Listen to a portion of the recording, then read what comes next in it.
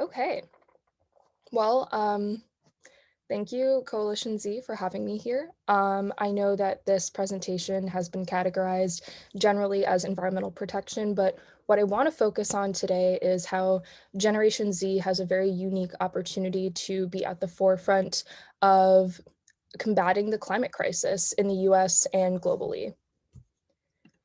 So my name is Jess Wilbur. I am the Great Lakes Community Representative for Citizens Climate Lobby. So I work with K through 12, higher ed students and their educators, as well as just local group leaders across the Great Lakes region.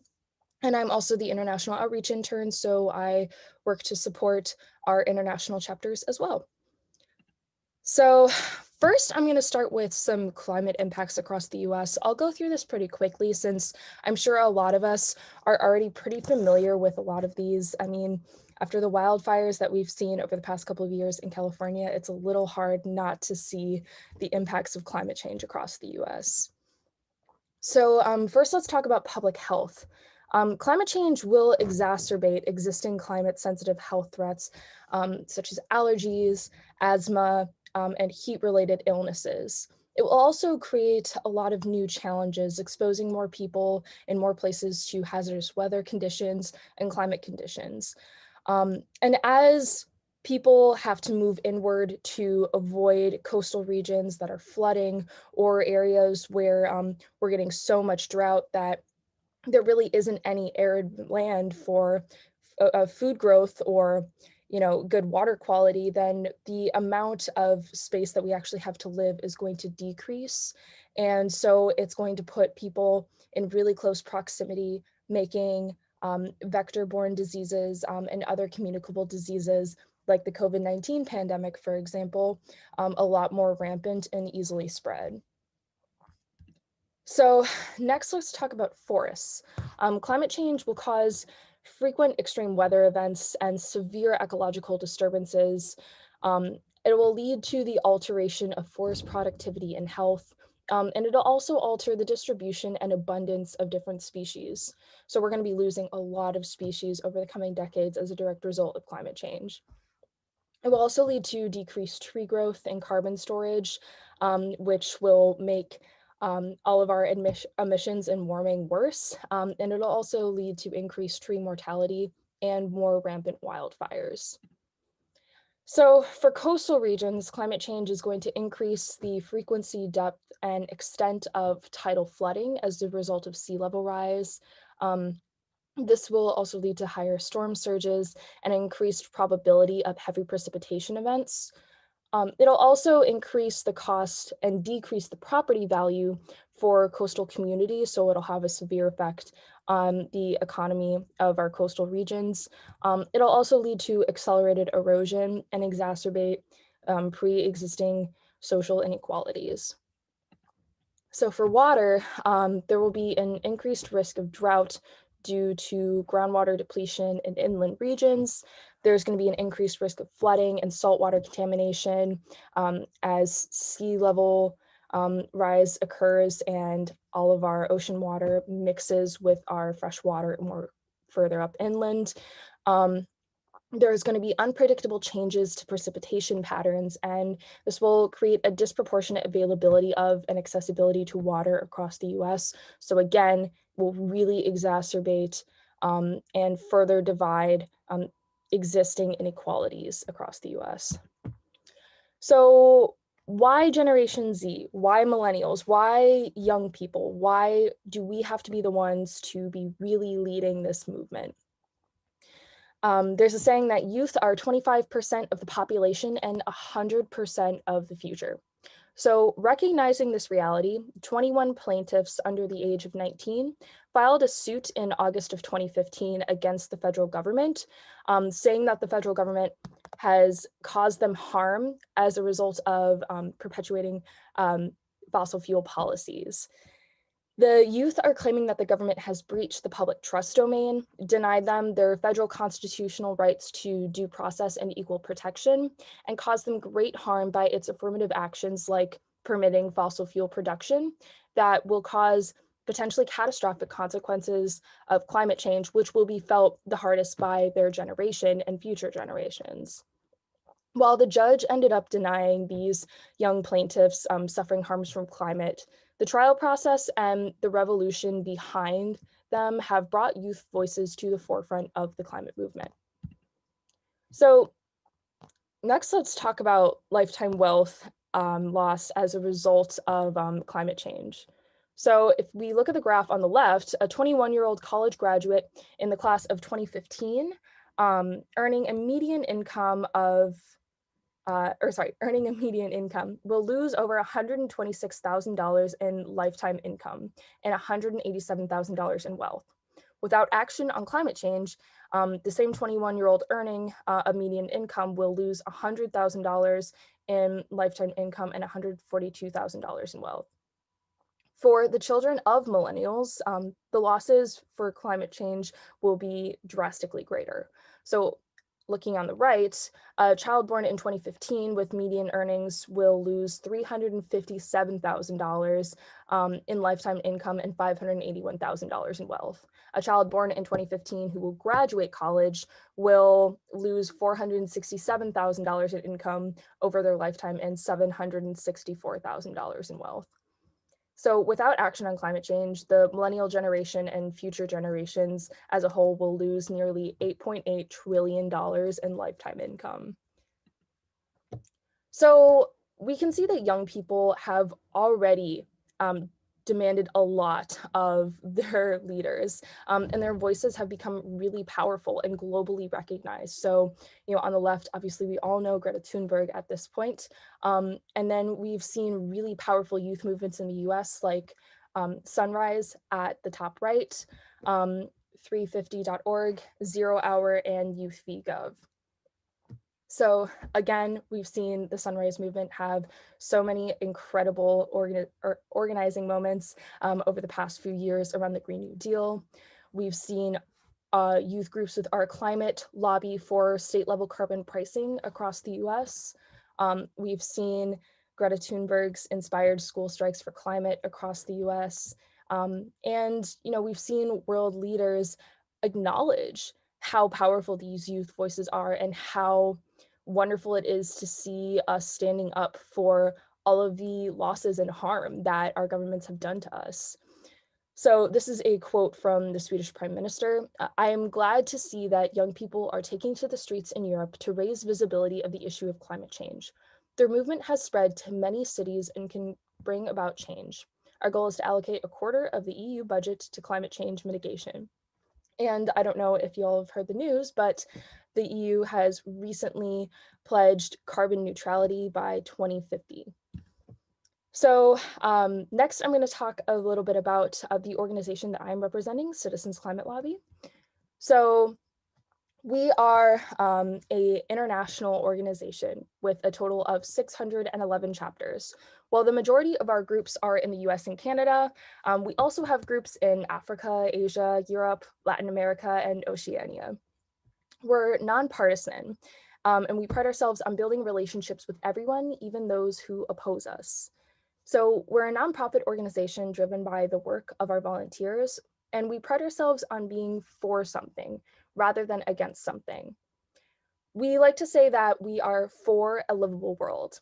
We have a solution, and our volunteers are lobbying Congress for its passage, and I'll talk about that solution in just a moment. It's easy to be against things, and because our society currently runs on fossil fuels, if we stand against fossil fuels, some politicians will view us as standing against society. And so if we say that we're for the steady transition to a clean energy economy, then we find ourselves in a better position to work with everyone to make that happen. We have one rule as an organization, and it is to treat everyone with respect, appreciation, and gratitude, even those who oppose us. So Citizens Climate Lobby is for people who understand that this is our problem and we accept the responsibility of solving it. So our mission is how we are going to accomplish our vision. We know that politicians don't create political will, they respond to it. And that's our job as citizens, to create political will. So much political will that Politicians have no choice but to respond to what we ask of them. If we're not talking with those who disagree with us, then you have to ask yourself, who is? In DC, there are 4 paid energy lobbyists for each member of Congress. In the absence of citizens, Congress only hears from the industry, party, and paid lobbyists. Citizens Climate Lobby teaches citizens how to empower themselves, how to develop relationships with their representatives so that we can help Congress see that there is political will for climate legislation. We endeavor to show people that your voice will make a difference, and we have hundreds of chapters across the US, all working to build relationships with Congress to pass our solution. So let's talk about our 5 levers of political will. These are the different categories of work that we empower our volunteers to do to make sure that the legislation that they want to see put in place actually gets passed. So primarily it is lobbying Congress. We teach people how to lobby with their members of Congress, either at Capitol Hill in DC or in their in-district offices. We also teach people how to lobby their state level representatives as well. We work on media relations, so doing a lot of educational outreach through letter writing, creation of op-eds, and interviews with prominent media leaders to really get our message out there. We conduct grassroots outreach events like tabling, presenting, and doing community events to, again, increase the educational value of the work that we're doing and bring more people into our organization.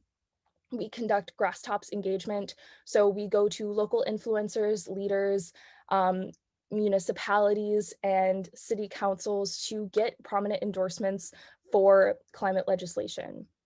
We also work on starting, growing, and leading chapters across the United States. As I said, we have over 600 chapters, and each of those chapters works really hard to make sure that everybody within that chapter has the skills and knowledge base that they need to become effective climate advocates and continue to do the work outside of just the space of their chapter. So I've been talking a lot about CCL Solutions, so now I will go into the details of what that looks like. So our solution was originally introduced in 2018 as the Energy Innovation and Carbon Dividend Act in both the House of Representatives and the Senate.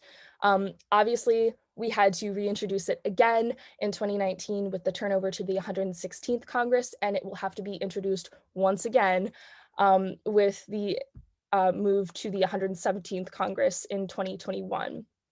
So we pride our solution on being bipartisan based.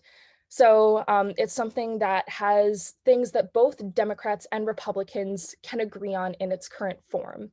It is a 3-part solution, so a carbon fee paired with a dividend that takes all of the revenue from the fee and sends it back to American taxpayers in the form of a monthly dividend, and then has a border carbon adjustment to make sure that fossil fuel-based industries in the US aren't just outsourcing their pollution elsewhere. So first, it's important to note that with this specific carbon fee, families are getting paid. They're not the ones who have to pay this carbon tax. It is the polluters themselves who will have to pay the price. And then the families will get money back in the form of a monthly stipend from the revenue that gets collected from this fee. So an annual dividend for a family of 4 will be something around $3,456. So with this extra money, it will help stimulate the economy and help make sure that even like low and middle income families will not have to bear the burden of a carbon tax. They will earn enough to break even, if not earn slightly more than they need to offset that economic burden. So this means that the economy can continue to grow, which is something that is really attractive for a lot of Republican lawmakers who are really concerned about growth and development. So it will be an approximate 1.3 trillion increase in the national GDP. There will be over 2 million jobs created over the next 10 years as a result of the growth in the green energy economy. And the people who receive more in carbon dividends than they pay in increased costs for fuel or other products, they'll get to have more money in their wallets to spend in their communities further generating more jobs even outside of just the green economy. So as you can see, this is going to have ripple effects outwards. And most importantly, it's going to lead to a healthier environment. So it'll make sure that our carbon emissions decrease by at least 40% over the next 12 years. And it'll help make sure that all of the health impacts that we talked about earlier on are significantly dampened. So these are the talking points that we usually use when doing outreach events and lobbying with our members of Congress.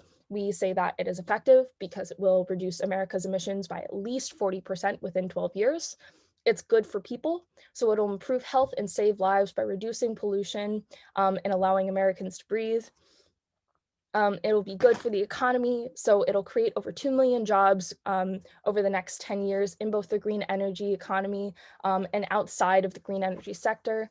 And it's revenue neutral, which is something that a lot of Republicans really latch on to since they're not really interested in government growth or extreme regulation on things. So it'll allocate all the fees collected to Americans so that they can spend it any way that they choose. So this is a quote that was put together by a lot of prominent economists who were supporting CCL's specific solution, but also carbon taxes in general. So a carbon tax offers the most cost-effective lever to reduce carbon emissions at the scale and speed that is necessary. By correcting a well-known market failure, a carbon tax will send a powerful price signal that harnesses the invisible hand of the marketplace to steer economic actors towards a low carbon future. So next, let's talk about what you can do.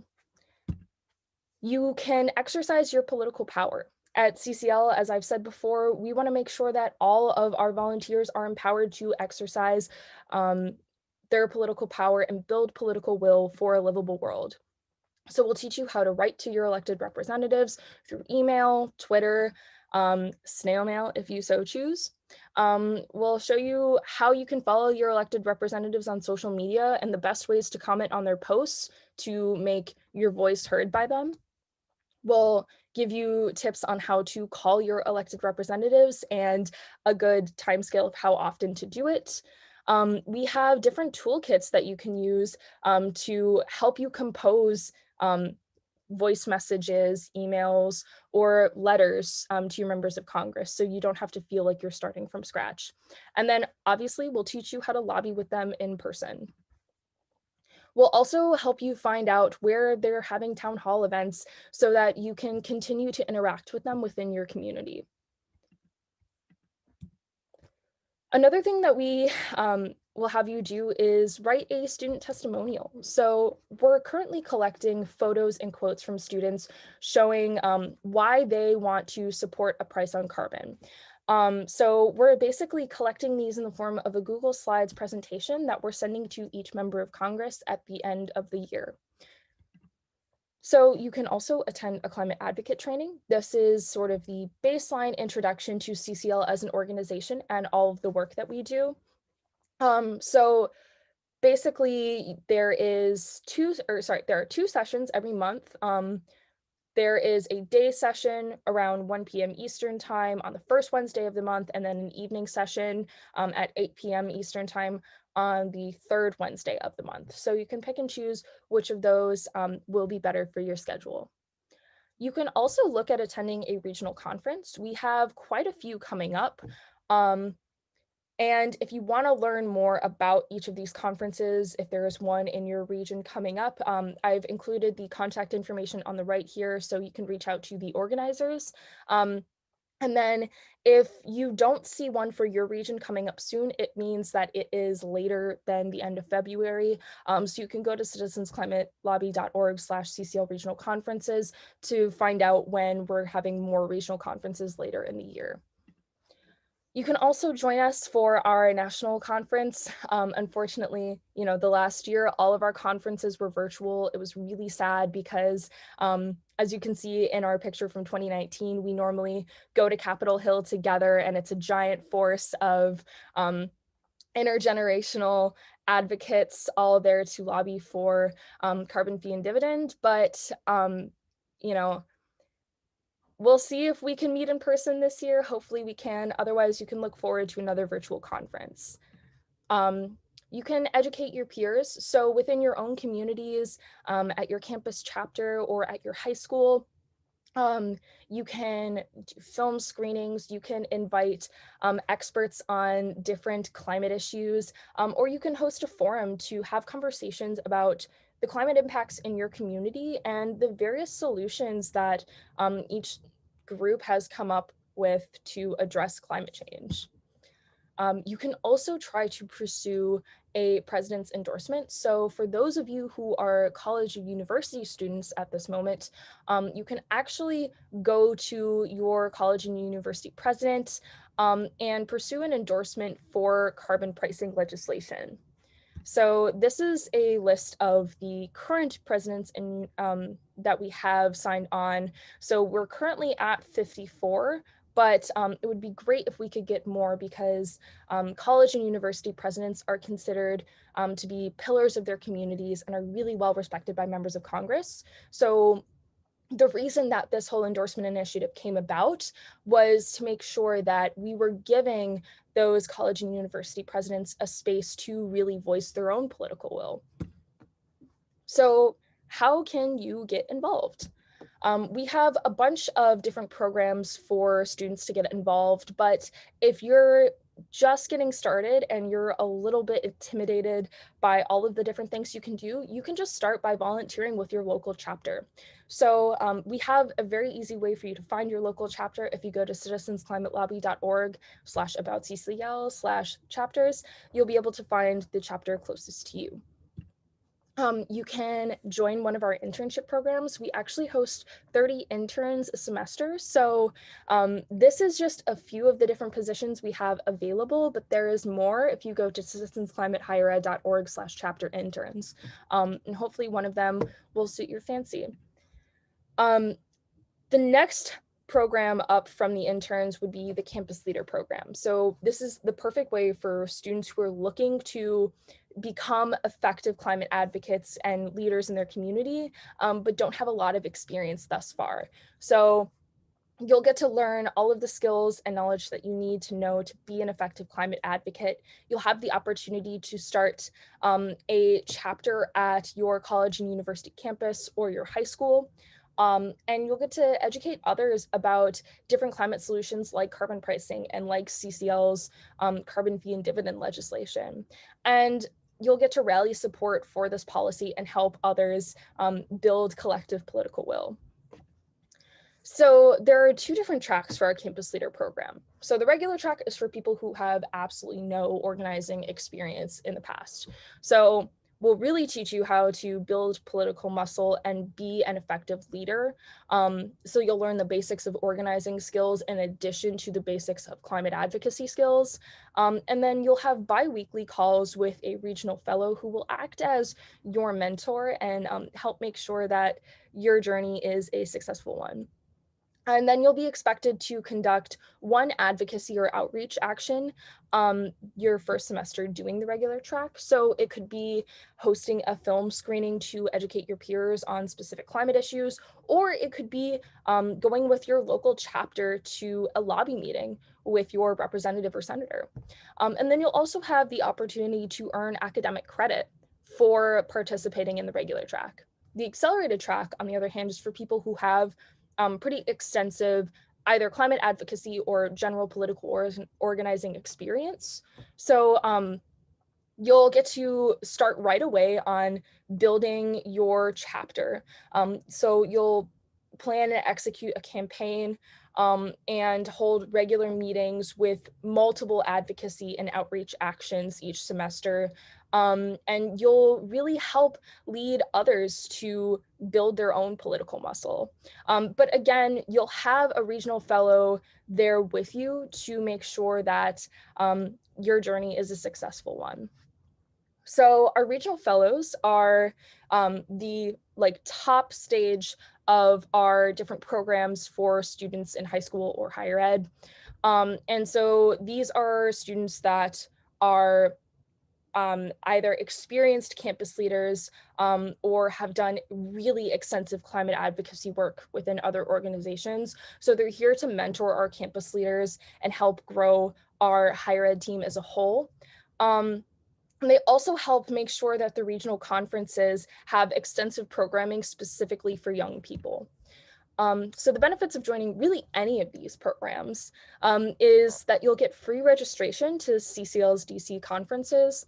So when we get to have them in person again, you won't have to worry about paying the registration fee. You'll also get preference for scholarships and other opportunities. And you'll also get extensive training in leadership skills and really awesome experience to put on your resume. It'll be a foot in the door towards nonprofit and environmental careers, not just like CCL and similar organizations, but other places outside of these specific organizations. You'll also have access to a network of climate activist peers to further support your journey as a climate advocate. And obviously you'll have so many supervisors that will be able to give you references or letters of recommendation. So if you'd like to join our higher ed action team, you can go to our website at citizensclimatehighered.org to learn more about our various programs. You can follow us on Facebook at Citizens Climate Higher Education. You can follow us on Twitter and Instagram at CCL Higher Ed and at Citizens Climate. And then you can join us for our monthly higher ed Zoom calls. So these are calls that we have for campus leaders, interns, regional fellows, basically anyone in any of our higher ed programs across the country. So we meet on the first Monday of each month at 8 p.m. Eastern and 5 p.m. Pacific, and the information to join is below. So now I'm going to leave you with a quote from our founder, Marshall Saunders, who recently passed away, and we miss him very dearly. Ordinary people like you and me have to organize, educate ourselves, and give up our hopelessness and powerlessness, and gain the skills to be effective with our government. So on the right, you'll see the contact information for all of our regional fellows. If you're interested in getting involved in one of these programs, you can reach out to the right person. And then on the left, we also have the contact information for our student engagement coordinator who organizes all of our different programs. So thank you.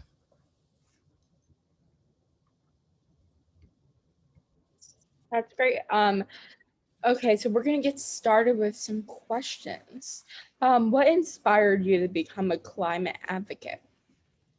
Yeah, thanks. So I turned to climate advocacy as a direct result of the lack of engagement in climate issues and the lack of dialogue surrounding climate issues that I had in my hometown. When I went to college, I was surprised that there were still a lot of people talking about climate issues, but not really engaging with them, and sort of acting really disillusioned about the ability to come to good solutions and to help make sure that those solutions come to fruition. So I ended up finding CCL around that time and just sort of like taking matters into my own hands, and then working with all of these students across my college campus to help demonstrate to them that we don't have to be hopeless. We can sort of take back democracy and build our own political will to make sure that these solutions do come to fruition. Okay, so how have you grown as a climate advocate through your experiences as a campus leader, and what skills and knowledge have you gained along the way? Yeah, so I would say the biggest change for me was actually a personality one. So when I was in middle school and high school, I was really shy, really quiet, and I had sort of like a chip on my shoulder. Like I was a little bit angry and disillusioned about the world around me, and I thought that I didn't really have any power to really change anything. But climate advocacy work really helped me understand that I do have the ability to, first of all, change myself and change my outlook on life. And then that would create a ripple effect with the people around me, help them become a little more hopeful about the future and about our ability to do this work. And then that would reflect into the state officials and our members of Congress that we were working with. Um, and then in terms of knowledge that I've gained, I have to say that I have probably learned more about climate policy, political organizing, and anything that I would have wanted for a future career in environmental policy and nonprofit work than, or from Citizens Climate Lobby than I have from any of the classes that I took in school. Are there any opportunities for high school students, since that's what most of our base is? Yeah, so definitely. So actually, the Campus Leader program completely applies to high school students as well. We'll help you start your own student group at your high school, and it can basically act as like a little high school chapter. We also have a youth action team that is specifically for K through 12 students, and it works really closely with everyone in our higher ed action team. The difference is just that we have extra support for the fact that a lot of these students are under 18, and there's like some legality issues in terms of like lobbying and being taken to different events. So we help make sure that all of that is taken care of. And so there's not really a lot that you have to worry about. How would our viewers um, find the information? Yeah, so let me real quick go to our youth action team page so that I can show it to you. Oh, of course, I've been logged out of this account. Do you want to ask another question while I'm pulling this up? Yeah, I can do that. What does Citizens Climate Lobby think of the Green New Deal and the Biden plans, since they are both current environmental plans that are out there, and I would say the Biden plan is probably going to be out there sooner than later. Right.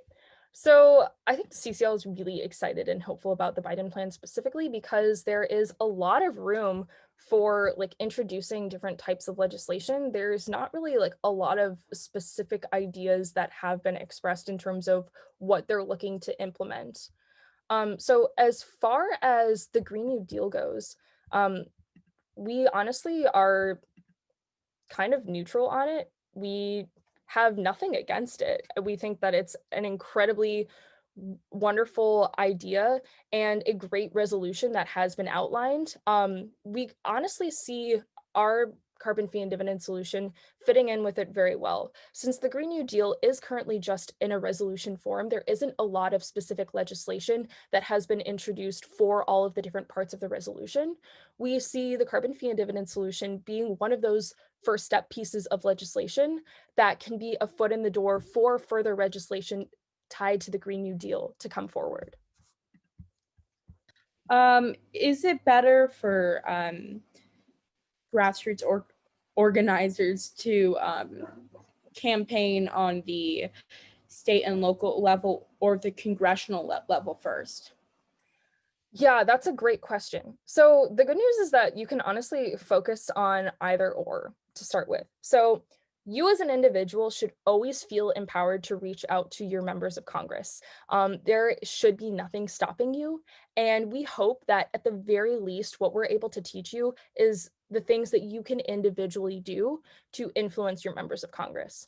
That being said, if you're able to work at a local level to create a grassroots movement behind the legislation that you're fighting for, then you'll be able to more easily apply all those skills you've learned about, personally influencing your member of Congress, and help other people do the same so that you have a much larger demographic and a wider base of people working on the same thing. So the members of Congress aren't just hearing from you all the time, and they'll recognize that there is much larger political will that they have to respond to. So now I'm going to share my screen. This is our youth action team. So I think there's currently like 500, maybe 600 students that are involved. So this is our hub for volunteers, by the way. It's called CCL Community, Citizens Climate Lobby Community. So if you would like to be involved in our organization, you can register for a CCL Community account. It's takes like 5 minutes, not even. So then you can come to our youth action team. So basically, this is just sort of like the hub for all of our youth action team members. Like I said, it's really similar programming to like the campus leader program, for example. It's just making sure that all of the legality issues for like specifically students under the age of 18 are taken care of and addressed. But they have their own conference programming. They have like different resources. So we have, let's see, where is it? We have like a little toolkit, it might not be linked in here at the moment. We have a toolkit on how young people can get started, how K through 12 students can connect their programming with our larger higher ed team, and also how educators in K through 12 can support their students and the work that they want to do. So I definitely encourage people to sign up for CCL Community, and then head on over to the Youth Action Team. I think their calls are the second Wednesday of every month. So actually our call will be tomorrow. For anyone who is interested, I can give you the information to send out to your mailing list for anybody who would like to check it out. That's great. So with this program, is it just chapters or is it internships? So it can be chapter involvement. Local chapters will also sometimes set up like internships or like mentorship programs for individual students. So technically our internships are 18 and over, but with local chapter engagement, you can basically get something that is an internship without being a quote unquote internship. Um, and you'll also, you can get mentorship from regional fellows, from campus leaders, from people who have been doing this work for a really long time to help make sure that like when you are 18 and can like legally take on an internship or can like do all of these other things that you're not necessarily legally allowed to do under the age of 18, like you're already there. But you should also know that, like I said before, a lot of the work that our campus leader program does apply to high school students who are interested. Really, the only thing that's stopping it is like some conference and like event attendance. And you just have to like work through that with your individual school to make sure that all of the legality stuff is in order. Okay. How bipartisan is this bill? So let's say the Republicans took back the House and the Senate in 2022. Right. Would it still be a completely bipartisan bill because many Republicans don't even believe that climate change is real? So yeah, Oh, yeah, that's a great question. I think one of the things that we strive for at CCL is to recognize that there are still a lot of Republicans who do believe that climate change exists and who do want to do something about it, but feel as though either for, political party reasons, for their constituent base that they are trying to please and who has voted them into office, that they can't support certain legislation like the Green New Deal resolution. So this is sort of trying to give a space for Republicans who are really interested in climate solutions, who like the idea of carbon pricing, who want to see a piece of legislation that doesn't lead to, economic stagnation or to a halt in development or to any sort of government growth. So a lot of the pieces of the bill that I talked about earlier are really attractive to a lot of Republicans. When the bill was originally introduced, it was equal Democrats and Republicans co-sponsoring it. Unfortunately, when we had the turnover into the 116th Congress, a lot of the Republicans who were supporting the bill actually got voted out of office. And so that's why there were so many more Democrats then who were co-sponsoring the bill and so few Republicans. But we have heard, behind closed doors and conversations, different Republican representatives who are still really interested in this bill and Republican senators who would love to see it reintroduced into the Senate and voted on. I think the biggest issue has just been that climate has not been a priority for the 116th Congress. And part of that has just been because there are so many other crises faced by the nation that it was just seen as something to put on the back burner. And as we know, the climate crisis is equally as important as these other crises. So hopefully, with the 117th Congress, we'll see climate prioritized again. Okay, and our second to last question is, even though CCL is a nonpartisan organization, this kind of goes on with the first one. Yeah. How many, how, do you have an idea of how many Republican legislatures support the bill? Yeah, so currently we have one Republican co-sponsor in the House of Representatives. As I said, we had more before the turnover for the 116th Congress. And we're expecting that with the turnover to the 117th Congress, we might get some more Republicans on board just because of all the political shifts that are happening in Washington right now. Um, but as I said before, we've also heard behind closed doors, like in lobby meetings, that there is support for this piece of legislation. It's just that the act of co-sponsoring something um, is a lot different than a affirmative vote for it when it comes to a vote. And so I think a lot of Republican representatives at the moment do not feel like they're in a position either with their constituencies or with their colleagues in Washington to co-sponsor this legislation. Do you all have any idea when you would introduce it? Because we have a very slim 2 years to Yep. try to get things done. Right. So we're hoping that it will be reintroduced right after the turnover. We already have a group of the 5 core co-sponsors who are working together to reintroduce it. Our issue right now is just trying to figure out who will be reintroducing it in the Senate and when that will happen. But we can expect to see it reintroduced to the House of Representatives very quickly. Well, as for our last question, what advice and guidance would you offer to new climate activists? Yeah, definitely. So, when I was a regional fellow, the first thing that I would tell all of my new campus leaders that I was working with was to write down their why.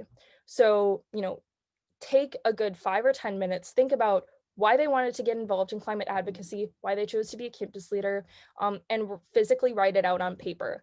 And then to keep that paper in a place where they could easily see it or find it so that whenever they were feeling hopeless, disillusioned, or like the work that they were doing didn't matter, they could easily go back to that why and help remind themselves about their reason for getting started and the fact that their work really does matter in the larger scheme of things because it's going to have ripple effects to their community, to their peers, and for the future. Well, it was wonderful having you, Jess, to talk about environmental protection and why it's important. Um, Yeah, um, thank you so much for having me. And as I said, I can send further resources to Faith for you guys to get involved if you're interested. And I hope to see some of you soon. okay, you can stop recording.